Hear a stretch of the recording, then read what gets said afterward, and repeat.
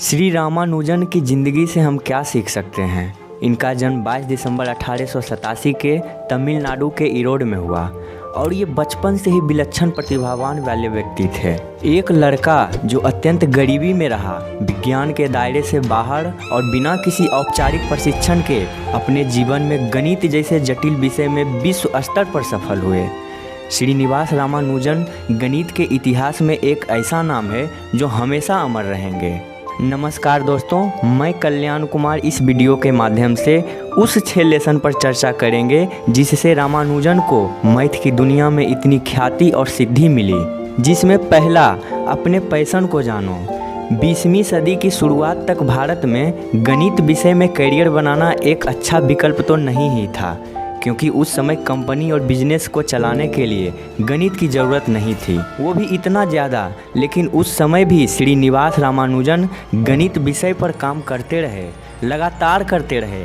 गणित में उनकी इतनी अधिक रुचि थी कि पूरे दिन केवल गणित पढ़ते रहते थे। गणित ही उनका पैशन था और उसी के लिए वो मेहनत करते थे। क्या आपको पता है कि आपका पैशन क्या है? क्या आप उसके लिए मेहनत कर पा रहे हैं? अगर नहीं तो सबसे पहले अपने पैशन को जानें, समझें। जिस काम में आपकी रुचि होगी आपका मन उसमें अधिक लगेगा और आप उसमें आगे बढ़ते रहेंगे। ऐसा काम जिसे आप पैसे के बिना भी उस काम को कर सकते हैं, क्योंकि आपको उस काम में मन लगता है, वही आपका पैशन है। दूसरा लेसन जो मैंने सीखा, जो आपके पास है उसका लाभ उठाएं। श्री रामानुजन के पास बहुत ही सीमित संसाधन थे। वो तो विश्वविद्यालय में भी नहीं जा सकते थे और काफ़ी मुश्किलों के बाद किताबें उन तक पहुंचती थी, लेकिन उन्हें जो मिला उसका भरपूर फ़ायदा उठाया। जब वे सिर्फ 16 साल के थे तब उन्हें एक गणित की किताब मिली जिसमें लगभग 5000 प्रमेय था। ज़्यादातर लोग इसे हल्के में लेते हैं, पर रामानुजन ने डिटेल में इसकी स्टडी की और उन्होंने इसे खुद के मैथमेटिकल रिसर्च के लिए लॉन्च पैड बनाया। कुछ लोग बहुत कुछ होते हुए भी कुछ नहीं कर पाते हैं या उस तरह का प्रयास नहीं कर पाते हैं। वहीं रामानुजन जैसे लोग सीमित संसाधनों में भी इतिहास रच देते हैं। तीसरा लेसन जो मैंने सीखा, परिस्थिति चाहे जो भी हो, अपने सपनों के प्रति सच्चे रहें। रामानुजन के जीवन में एक समय ऐसा भी आया जब वो भूखमरी के हालत से गुजरने लगे, लेकिन इससे भी बुरा तब हुआ कि उनके काम की किसी ने भी सराहना नहीं की। अब कौन उस समय में किसी को मैथ बनाते हुए देखता और वो इम्प्रेस हो जाता, जबकि उनका काम वास्तव में बेहतरीन था, लेकिन कोई समझने वाला नहीं था, जिससे रामानुजन को बहुत तकलीफ होती थी। कुछ लोग ऐसी स्थिति में अपने सपने को छोड़ देते हैं, पर रामानुजन ने ऐसा नहीं किया।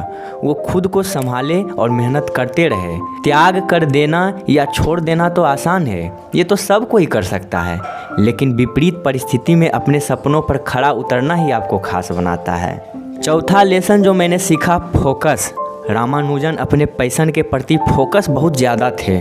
गणित से उनको इतनी अधिक रुचि थी कि वे हर हमेशा गणित ही पढ़ते रहते। खाने से पहले गणित, खाने के बाद गणित, सोने से पहले भी गणित और जगने के बाद भी गणित। और इसी के कारण वो अपनी कॉलेज की डिग्री पाने में असफल रहे, क्योंकि सिर्फ गणित में फोकस के कारण और सभी विषय में फेल हो रहे थे। आपका जीवन भी संतुलित रहना चाहिए, लेकिन उसमें फोकस का होना बहुत ज़रूरी है। आपको तो वो महाभारत की कथा याद ही होगी जब गुरु द्रोण ने 5 पांडवों से पूछा कि उस पक्षी की आंख में देखकर बताओ तुम्हें क्या दिख रहा है।